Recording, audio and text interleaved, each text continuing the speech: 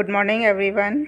मैं डॉक्टर मृणाली चौहान आपका फिर से स्वागत करती हूँ अपनी बॉटनी की क्लास में। और आज का हमारा टॉपिक है water relations of cell. Last topic में हमने डिफ्यूजन और ऑस्मोसिस के बारे में पढ़ा था। डिफ्यूजन के अनुसार पदार्थ अपनी उच्च सांद्रता से निम्न सांद्रता की ओर गति करते हैं। पदार्थों की इस गति को समझाने के लिए डिफ्यूजन प्रेशर का एक हाइपोथेटिकल कंसेप्ट दिया गया, जिसके अनुसार पदार्थों की यह गति एक दबाव के कारण होती है, जिसे डिफ्यूजन प्रेशर कहा गया। अब यदि हम किसी कोशिका को स्वच्छ जल में रखते हैं तो ऐसी स्थिति में डिफ्यूजन या ऑस्मोसिस किस प्रकार से होगा। ऑस्मोसिस के अनुसार किन्हीं दो विलयनों को जो कि भिन्न भिन्न सांद्रता के हैं को अर्धपारगम्य झिल्ली से पृथक करने पर विलायक के अणु कम सांद्र विलयन से अधिक सांद्र विलयन की ओर गति करते हैं। अतः यदि किसी कोशिका को स्वच्छ जल में रखते हैं तो कोशिका का जीवद्रव्य, क्योंकि स्वच्छ जल की अपेक्षा हमेशा सांद्र होता है, उसमें विभिन्न लवण शर्कराएँ आदि घुलित होते हैं, तो स्वच्छ जल से कोशिका में जल का प्रवेश होगा, अर्थात बाह्य माध्यम से जल कोशिका में प्रवेश करेगा। जल का यह प्रवेश कोशिका में उपस्थित विभिन्न विलयों की उपस्थिति के कारण बनने वाले दाब के कारण होता है। इस दाब को ऑस्मोटिक प्रेशर या ओपी कहा जाता है। अतः ऑस्मोटिक प्रेशर के कारण जल कोशिका के अंदर की ओर प्रवेश करेगा। ऑस्मोटिक प्रेशर का मान पता लगाने के लिए यदि हम कोशिका पर बाहर से कोई दाब बना सकें तो यह दाब कोशिका के इस दाब के कारण कोशिका से जल बाहर की ओर जाने का प्रयास करेगा, एवं जब यह दाब ऑस्मोटिक प्रेशर के बराबर हो जाएगा तब कोशिका के अंदर जल का प्रवेश रुक जाएगा। ऑस्मोटिक प्रेशर जल को अंदर लाने का प्रयास कर रहा है, जबकि हमारे द्वारा बाहर से लगाया गया दाब जल को बाहर ले जाने का प्रयास कर रहा है। अतः जब ये दोनों दाब बराबर होंगे तब कोशिका में जल का प्रवेश रुक जाएगा और तब हमारे द्वारा लगाए गए दाब का मान ऑस्मोटिक प्रेशर के बराबर होगा। अतः हम ऑस्मोटिक प्रेशर के मान को इस प्रकार से बता सकते हैं कि यह ऑस्मोटिक प्रेशर वह दाब है जिसे लगाने पर शुद्ध जल में रखी कोशिका में जल का प्रवेश रुक जाता है, परंतु ऑस्मोटिक प्रेशर की दिशा किस प्रकार होगी, यह बाहर से अंदर की ओर होगी, क्योंकि यह जल के प्रवेश को प्रेरित कर रहा है। जैसे जैसे कोशिका में जल प्रवेश करेगा कोशिका की कोशिका झिल्ली फूलती जाएगी। यदि यह कोशिका जब जल में रखी गई तब प्रारंभिक अवस्था में फ्लैसिड स्टेट में थी, अर्थात इसमें इंसिपिएंट प्लाज्मोलाइसिस प्रारंभिक प्लाज्मोलाइसिस की अवस्था थी, तो ऐसी स्थिति में यह झिल्ली फूलने लगेगी। और जैसे जैसे जल का प्रवेश, क्योंकि यह झिल्ली प्लाज्मा झिल्ली एक इलास्टिक मेम्ब्रेन है, प्रत्यास्थ झिल्ली है, अतः जल के प्रवेश के कारण यह फूलेगी, परंतु फूलती हुई कोशिका झिल्ली धीरे धीरे कोशिका भित्ति पर दाब बनाना प्रारंभ करेगी। हम सभी जानते हैं कि प्लाज्मा झिल्ली के बाहर की ओर कोशिका भित्ति पाई जाती है और यह कोशिका भित्ति प्लांट्स की सेल में उपस्थित होती है, और यह कोशिका भित्ति प्रत्यास्थ भित्ति नहीं होती, यह फूल नहीं सकती। अतः जैसे जैसे प्लाज्मा झिल्ली फूलेगी यह प्लाज्मा झिल्ली कोशिका भित्ति पर बाहर की ओर एक दबाव बनाना प्रारंभ कर देगी, और यह दबाव जो कि कोशिका भित्ति पर लग रहा है जल के प्रवेश के कारण, कोशिका में जल के प्रवेश के कारण यह दाब टर्गर प्रेशर या टीपी कहलाता है। अब यह टीपी जैसे जैसे बढ़ेगा भित्ति पर दाब बढ़ना प्रारंभ होगा, और क्योंकि प्लाज्मा झिल्ली इलास्टिक है परंतु प्लाज्मा भित्ति नॉन इलास्टिक है, अतः यह प्लाज्मा भित्ति प्लाज्मा झिल्ली के फूलने का विरोध करेगी। प्लाज्मा भित्ति का यह फलस्वरूप प्लाज्मा भित्ति कोशिका में अंदर की तरफ एक दबाव बनाएगी और क्योंकि अंदर की तरफ दबाव बन रहा है यह दबाव कोशिका में जल के प्रवेश को रोकेगा। कोशिका भित्ति द्वारा बनाया गया यह दबाव वॉल प्रेशर कहलाता है। अतः कोशिका पे अब कौन कौन से बल काम कर रहे हैं इन्हें देखें तो ऑस्मोटिक प्रेशर है जो कि कोशिका के अंदर जल के प्रवेश को प्रेरित कर रहा है और यह कोशिका में उपस्थित सॉल्यूट्स या विलयों के कारण बना है। टर्गर प्रेशर है जो कि कोशिका भित्ति पर बाहर की ओर दबाव बना रहा है और यह टर्गर प्रेशर कोशिका में जल के प्रवेश के कारण बना हुआ है। इस प्रवेशित जल ने जो दाब बनाया है वह टर्गर प्रेशर है। तीसरा वॉल प्रेशर जो कि टर्गर प्रेशर के कारण बना है लेकिन यह कोशिका भित्ति द्वारा बनाया गया है और यह कोशिका में जल के प्रवेश को रोकेगा। अतः कोशिका में को किसी जलीय माध्यम में रखने पर अंततः उसके जल संबंधों का निर्धारण इन बलों के फलस्वरूप बनने वाले रिजल्टेंट जो बल होगा उसके द्वारा निर्धारित होगा। यह रिजल्टेंट जो बल है यह डिफ्यूजन प्रेशर डेफिसिट कहलाता है। अतः जल के डिफ्यूजन प्रेशर में वो कमी जो कोशिका में विलयों की उपस्थिति एवं विभिन्न बलों जिनमें कि टर्गर प्रेशर वॉल प्रेशर है के फलस्वरूप होती है डिफ्यूजन प्रेशर डेफिसिट कहलाती है।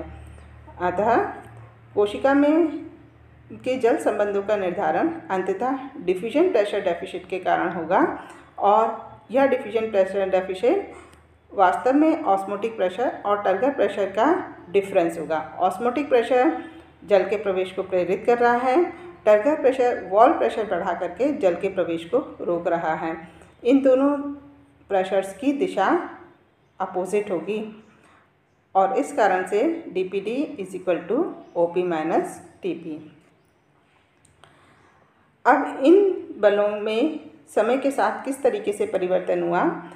सेल को जब हमने रखा तो वह फ्लैसिड स्टेट में थी अर्थात इनसिपिएंट प्लाज्मोलाइसिस था उसमें और लास्ट अवस्था जबकि सेल अपनी पूर्ण क्षमता तक फूल जाती है उस अवस्था को टर्जिड अवस्था या स्फीत अवस्था कहते हैं।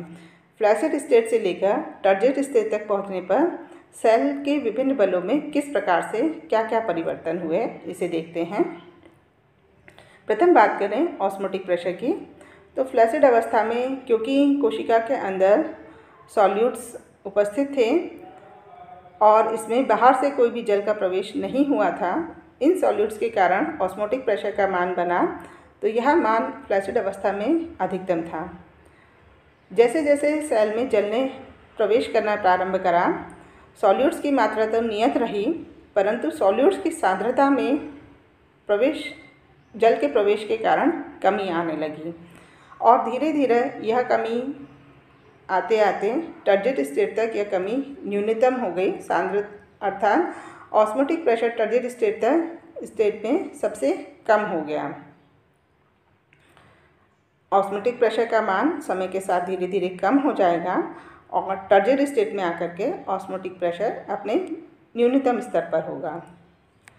टर्गर प्रेशर की बात करें तो फ्लैसिड अवस्था में जब तक जल ने प्रवेश नहीं किया टर्गर प्रेशर का मान 0 था क्योंकि टर्गर प्रेशर जल के प्रवेश के कारण बनता है और अभी जल ने प्रवेश नहीं करा है इसलिए टर्गर प्रेशर का मान 0 है। क्योंकि वॉल प्रेशर टर्गर प्रेशर के फलस्वरूप बनता है अतः टर्गर प्रेशर का मान 0 होने के कारण वॉल प्रेशर का भी मान 0 होगा। अब जैसे जैसे जल प्रवेश करने लगेगा जल के प्रवेश के कारण टर्गर प्रेशर का मान बढ़ने लगेगा। टर्गर प्रेशर का मान धीरे धीरे जल के प्रवेश के साथ बढ़ेगा और टर्जिड अवस्था में आने पर यह मान ऑस्मोटिक प्रेशर के बराबर हो जाएगा। टर्जिड अवस्था वह अवस्था है जहाँ पर जल का प्रवेश रुक जाता है, या यूँ कहें जहाँ पर कोशिका स्वच्छ जल के साथ साम्य अवस्था में आ जाती है।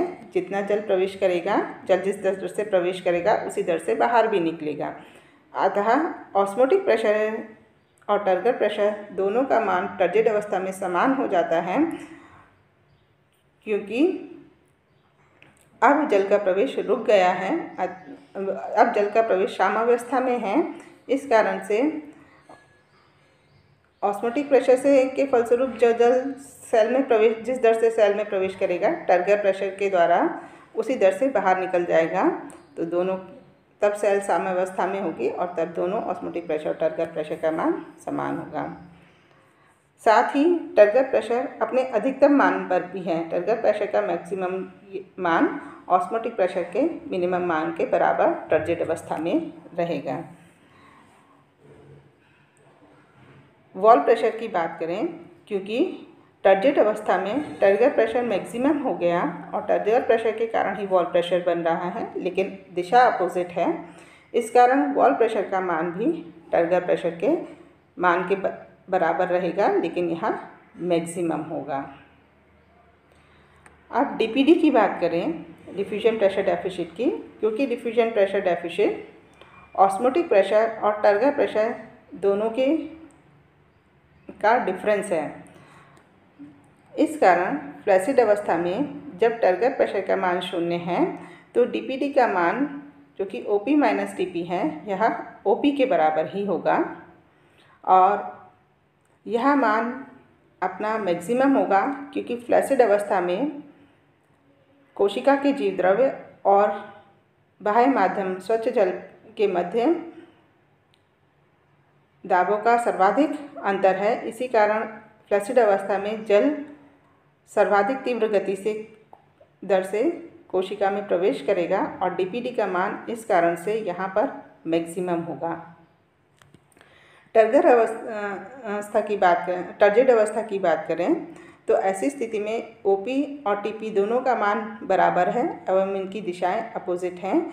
इस कारण ओपी माइनस टीपी के अनुसार डीपीडी का मान 0 होगा और क्योंकि डीपीडी ही वह रिजल्टेंट बल है जिसके कारण कोशिका में जल का प्रवेश होना या बाहर जाना निर्धारित हो रहा है और टर्जिड अवस्था एक साम्य अवस्था है, अतः डीपीडी का मान 0 होगा, अर्थात जल का बाहर निकलना और जल का कोशिका में प्रवेश करना समान दर से ही होगा।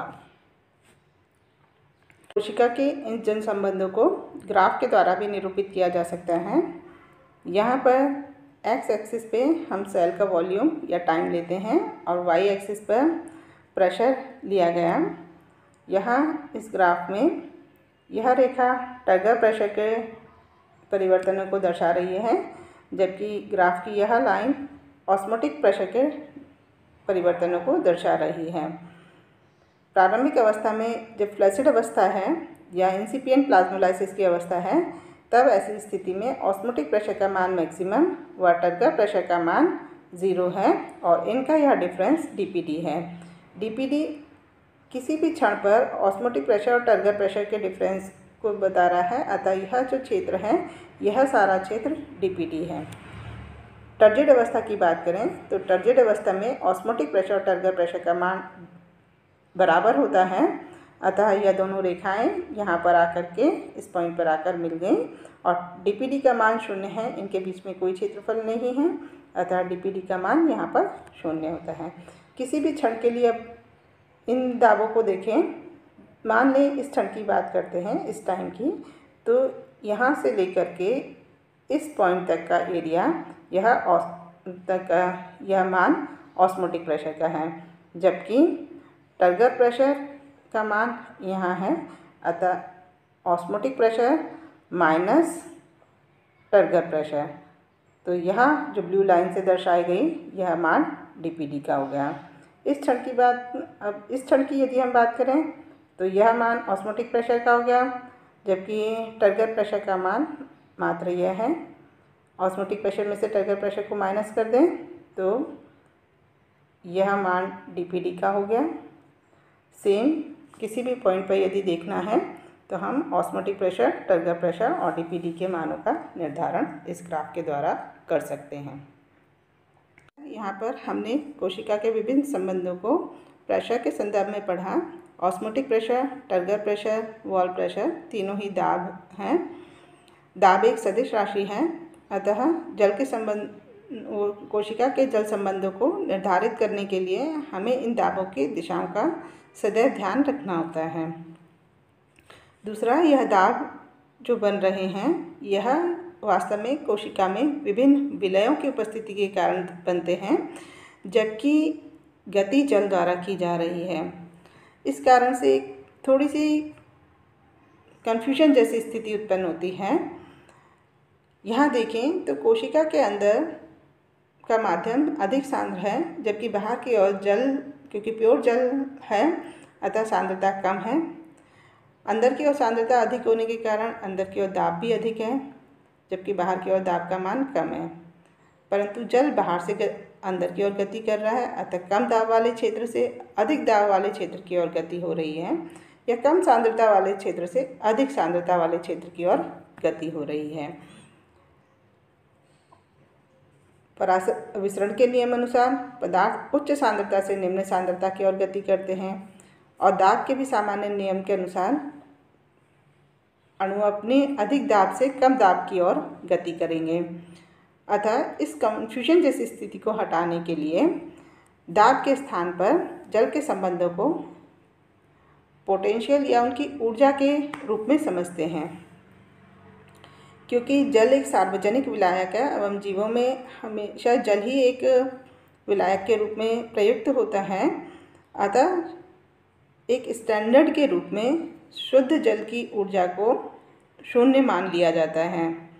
एवं कोशिका में या किसी भी विलयन की ऊर्जा में इस शुद्ध जल की अपेक्षा जो भी अंतर होगा, उस अंतर को उस कोशिका का या उस विलयन का वाटर पोटेंशियल कहा जाता है और इसे साई डब्ल्यू के द्वारा निरूपित किया जाता है। तो साई डब्ल्यू को हम किस प्रकार से परिभाषित कर सकते हैं, या वाटर पोटेंशियल या जल विभव को की परिभाषा इस प्रकार से दे सकते हैं। शुद्ध जल के अणुओं की मुक्त ऊर्जा तथा किसी विलयन के जल के अणुओं की मुक्त ऊर्जा के अंतर को जल विभव कहा जाता है। शुद्ध जल की ऊर्जा, जिसे हमने स्टैंडर्ड रूप में शून्य माना है, शुद्ध जल के अणुओं की मुक्त ऊर्जा जो कि 0 मानी गई है, और किसी विलयन के जल के अणुओं की मुक्त ऊर्जा, इनका अंतर यह वाटर पोटेंशियल है। विलयन के जलों की मुक्त ऊर्जा की यदि हम बात करें तो जब तक जल स्वच्छ था, ऊर्जा उसके अणु पूर्ण रूप से मुक्त गति कर सकते थे, लेकिन जब हमने उसमें कोई विलय डाल दिया तो जल के कुछ अणु इस विलय के साथ बंध जाते हैं और अब मुक्त गति नहीं कर पाएंगे। इस कारण से किसी भी विलयन की मुक्त ऊर्जा सदैव शुद्ध जल की मुक्त ऊर्जा से कम ही होगी। इस कारण से किसी भी विलयन की मुक्त ऊर्जा हमेशा नेगेटिव होती है। स्वच्छ जल की 0 होगी, जबकि किसी अन्य विलयन की ऊर्जा हमेशा नेगेटिव होगी। अतः वाटर पोटेंशियल का मान या तो नेगेटिव होगा या फिर 0 होगा। अतः जैसा कि अभी बताया कि शुद्ध जल में यदि किसी विलय को घोल देंगे तो विलय के अणुओं के साथ विलायक के अणु बंध जाएंगे और उनकी मुक्त ऊर्जा में कमी आ जाएगी। विलय के घुले होने के कारण विलायक की ऊर्जा में जो कमी आती है, उस कमी को सॉल्यूट पोटेंशियल या ऑस्मोटिक पोटेंशियल कहा जाता है और इसे साई एस के द्वारा निरूपित किया जाता है। क्योंकि यह जो ऊर्जा में परिवर्तन है, यह हमेशा कमी है। विलय जल की ऊर्जा में सदैव कमी ही करेगा। विलय की उपस्थिति जल की ऊर्जा में सदैव कमी ही करेगी। अतः ऑस्मोटिक पोटेंशियल जो कि विलय की उपस्थिति के कारण ऊर्जा में परिवर्तन है, यह परिवर्तन हमेशा नेगेटिव ही होगा। कभी भी यह पॉजिटिव या ज़ीरो नहीं हो सकता। विलय उपस्थित है तो ऊर्जा का में कमी ही रहेगी, अतः ऑस्मोटिक पोटेंशियल का मान हमेशा नेगेटिव होगा। अब यहाँ पर प्रेशर पोटेंशियल की बात करें तो सेल की अवस्था में, क्योंकि सेल की फ्लैसिड अवस्था में, क्योंकि सेल वॉल द्वारा सेल की ऊर्जा में कोई परिवर्तन नहीं किया जा रहा था, अतः प्रेशर पोटेंशियल का मान फ्लैसिड अवस्था में 0 होगा।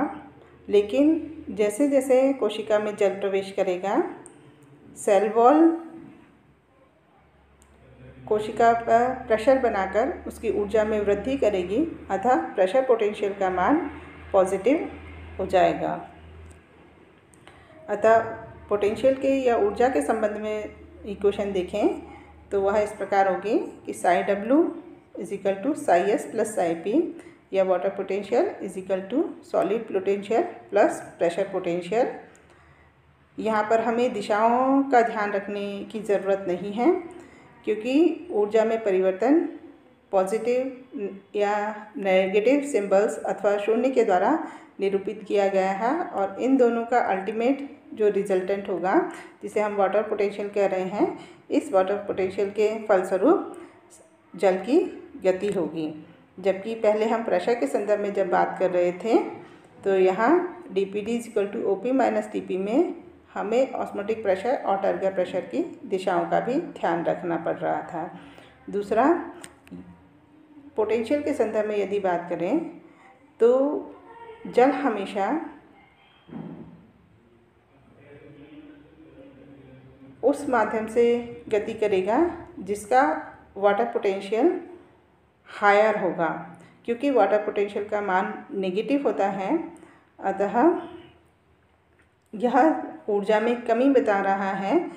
तो अधिक ऊर्जा वाले माध्यम से जल उच्च ऊर्जा वाले माध्यम से जल निम्न ऊर्जा वाले माध्यम की ओर गति करेगा। अब इन संबंधों को हम ग्राफ के द्वारा भी निरूपित कर सकते हैं। ग्राफ में यह ज़ीरो एक्सिस है, ज़ीरो टाइम, और या एक्स एक्सिस पे हमने सेल का वॉल्यूम दर्शाया है, यहाँ पर समय भी दर्शा सकते हैं। यह 0 पॉइंट है, ये वाई एक्सिस की पॉजिटिव और ये वाई एक्सिस की नेगेटिव पोटेंशियल को दर्शा रही है। अब 0 टाइम पर सॉलिड पोटेंशियल का मान अधिकतम नेगेटिव है, और ऐसी स्थिति में क्योंकि यह साई पी या प्रेशर पोटेंशियल है, प्रेशर पोटेंशियल का मान फ्लैसिड अवस्था में 0 होगा। साई पी और साई एस का टोटल का सम साई डब्ल्यू है, वाटर पोटेंशियल जो जल की ऊर्जा को, जो कि कोशिका की ऊर्जा को दर्शा रहा है। तो यहाँ पर सॉल्यूट पोटेंशियल नेगेटिव है, प्रेशर पोटेंशियल 0, और साई डब्ल्यू या वाटर पोटेंशियल का मान साई एस के बराबर है, लेकिन नेगेटिव में है, अर्थात फ्लैसिड अवस्था में कोशिका की ऊर्जा सर्वाधिक नेगेटिव है, यह सबसे कम है, अतः जल तीव्र गति से कोशिका में प्रवेश प्रारंभ करेगा। लेकिन जैसे जैसे जल कोशिका में प्रवेश करता जाएगा, वैसे वैसे विलयों की सांद्रता कम होती जाएगी, और विलयों की सांद्रता कम होने के कारण सॉल्यूट पोटेंशियल का मान कम होता चला जाएगा, लेकिन यह नेगेटिव में अभी भी रहेगा। परंतु प्रेशर पोटेंशियल का मान जल प्रवेश करने के कारण धीरे धीरे बढ़ने लगेगा, और यह पॉजिटिव ही होगा, क्योंकि यह वृद्धि है। अतः अल्टीमेटली किसी कोशिका की ऊर्जा को किसी क्षण पर देखें तो यह, मान लें हम इस क्षण की बात कर रहे हैं, तो यहाँ पर यह मान सॉलिड पोटेंशियल का है, जबकि सॉलिड पोटेंशियल का मान है, जबकि प्रेशर पोटेंशियल का मान को यहाँ से माइनस कर दिया जाए, सॉलिड पोटेंशियल और प्रेशर पोटेंशियल, क्योंकि सॉलिड पोटेंशियल नेगेटिव में, यह सॉलिड पोटेंशियल हो गया, ठीक है। यहाँ पर यह मान सॉलिड पोटेंशियल का होगा, और प्रेशर पोटेंशियल का मान इतना सा ही है। तो यह जो डिफरेंस है इन दोनों रेखाओं के मध्य में, यह प्रेशर पोटेंशियल जितना हो गया और अल्टीमेटली यह जो बीच का मान हो गया ये कोशिका का वाटर पोटेंशियल हो गया। किसी अन्य छड़ की मान लो यहाँ की बात करें तो यह प्रेशर पोटेंशियल हो गया, जबकि इस बेसलाइन से यहाँ तक ये मान सॉलिड पोटेंशियल का हो गया। इन दोनों का अंतर, इतना क्षेत्र प्रेशर पोटेंशियल का माइनस कर दें तो यह जो अंतर बचा यह अंतर वाटर पोटेंशियल हो गया। तो देखें वाटर पोटेंशियल का मान जो कि स्टार्टिंग में नेगेटिव था और मैक्सिमम नेगेटिव था, वह धीरे धीरे करके बढ़ने लगेगा और अल्टीमेटली टर्जिड अवस्था में आकर के यह ज़ीरो हो जाएगा। सॉलिड पोटेंशियल की बात करें तो इसका मान धीरे धीरे कम होने लगेगा, लेकिन रहेगा नेगेटिव ही, क्योंकि यह ऊर्जा में कमी को दर्शाता है। प्रेशर पोटेंशियल की बात करें तो इसका मान जो कि प्रारंभ में ज़ीरो था यह बढ़ता जाएगा और अल्टीमेटली पॉजिटिव हो जाएगा। टर्जिड अवस्था की बात करें, अब टर्जिड अवस्था में क्या होगा, यह अवस्था है, यहाँ पर यह प्रेशर पोटेंशियल और यह सॉलिड पोटेंशियल, प्रेशर पोटेंशियल और सॉलिड पोटेंशियल ये दोनों मान बराबर हो जाएंगे और इस कारण से इस पॉइंट पे वाटर पोटेंशियल का मान ज़ीरो हो जाएगा। और सेल टर्जिड स्टेट में क्योंकि वाटर पोटेंशियल का मान ज़ीरो हो गया, सेल की ऊर्जा में कमी ज़ीरो हो गई, स्वच्छ जल के बराबर इसका पोटेंशियल हो गया, अतः अब जल का प्रवेश यहाँ पर रुक जाएगा। अतः हमने वाटर पोटेंशियल को सॉलिड पोटेंशियल और प्रेशर पोटेंशियल के संदर्भ में देखा, लेकिन कभी कभी कोशिकाओं में कुछ पदार्थ जो कि जल के अणुओं को विशेष रूप से आकर्षित करते हैं, जल की ऊर्जा में परिवर्तन करने में अहम भूमिका निभाते हैं। विशेषकर शुष्क बीजों में, वुड में या मरुस्थलीय पादपों में देखें तो सेलुलोज या प्रोटीन जैसे पदार्थ जल के अणुओं को अपने चारों ओर बांधे रखते हैं। इन अवस्थाओं में शुष्क बीज है, चाहे मरुस्थलीय पादप है या काष्ठ है, मुक्त जल की उपलब्धता वैसे ही कम होती है, मुक्त जल वैसे ही कम मात्रा में होता है और उसका मैक्सिमम पार्ट विशेष अणुओं द्वारा बंधा हुआ रहता है। अतः यह विशेष अणु जो कि जल के अणुओं को अपने में बांधे हुए रखते हैं, जल की ऊर्जा में परिवर्तन में मुख्य भूमिका निभाते हैं। अतः विभिन्न ठोस पदार्थों जैसे सेलुलोज, प्रोटीन आदि से जल के अणु विभिन्न अंतराण्विक आकर्षण बलों द्वारा आकर्षित रहते हैं और इन बलों के कारण जल की मुक्त ऊर्जा में जो कमी आती है उस कमी को मैट्रिक्स पोटेंशियल भी कहते हैं। अतः मैट्रिक्स पोटेंशियल यदि जल की उपलब्धता अधिक है तो लगभग नगण्य हो जाता है। बहुत उपस्थित जल क्योंकि अधिक मात्रा में होता है तो उसमें से बहुत कम जल होता है जो इस प्रकार अणुओं से बंधा रहे। ऐसी स्थिति में मैट्रिक्स पोटेंशियल लगभग नेग्लिजिबल होता है। लेकिन यदि जल की उपलब्धता कम है, जैसा कि आपको बताया शुष्क बीज हैं तो जल कम होगा, काष्ठ है, लकड़ी में जल की मात्रा कम रहती है या मरुस्थलीय पादप है, इनमें जल की मात्रा कम होती है, तब ऐसी स्थिति में मैट्रिक्स पोटेंशियल का मान सिग्निफिकेंट हो जाता है और उसे भी ध्यान में रखना पड़ता है। अतः ऐसी स्थितियों के लिए वाटर पोटेंशियल की समीकरण में साई एम जो कि मैट्रिक्स पोटेंशियल को डिनोट करेगा उसे भी सम्मिलित करते हैं और समीकरण इस प्रकार होगी कि psi W is equal to psi S plus psi P plus psi M. लेकिन जल अधिक मात्रा में यदि मुक्त जल उपलब्ध है तो यह मान नेगेटिव होने के कारण समीकरण का रूप केवल psi W is equal to psi S plus psi P होगा। इस प्रकार आज हमने कोशिका के विभिन्न संबंधों को प्रेशर और पोटेंशियल के रूप में पढ़ा था और अल्टीमेटली किसी कोशिका का वाटर पोटेंशियल यह डिसाइड करेगा कि उस कोशिका में जल का प्रवेश होगा अथवा नहीं। यदि कोशिका स्वच्छ जल में रखी हुई है तब ऐसी स्थिति में स्वच्छ जल का वाटर पोटेंशियल ज़ीरो और कोशिका का वाटर पोटेंशियल नेगेटिव होने के कारण कोशिका में जल प्रवेश करेगा। लेकिन यदि कोशिका अधिक सांद्र विलयन में रखी है या हाइपरटोनिक सॉल्यूशन में रखी हुई है, तो ऐसी स्थिति में हाइपरटोनिक सॉल्यूशन और कोशिका दोनों का ही वाटर पोटेंशियल नेगेटिव होगा, परंतु क्योंकि बाहर का माध्यम अधिक सांद्र है अतः उसकी ऊर्जा कोशिका द्रव्य की अपेक्षा कम होगी, अर्थात उसका वाटर पोटेंशियल कोशिका के वाटर पोटेंशियल की अपेक्षा नेगेटिव या कम होगा। अतः ऐसी स्थिति में जल कोशिका से बाहर की ओर भी आ सकता है। अतः जल की गति अंततः वाटर पोटेंशियल के ही द्वारा निर्धारित की जाएगी।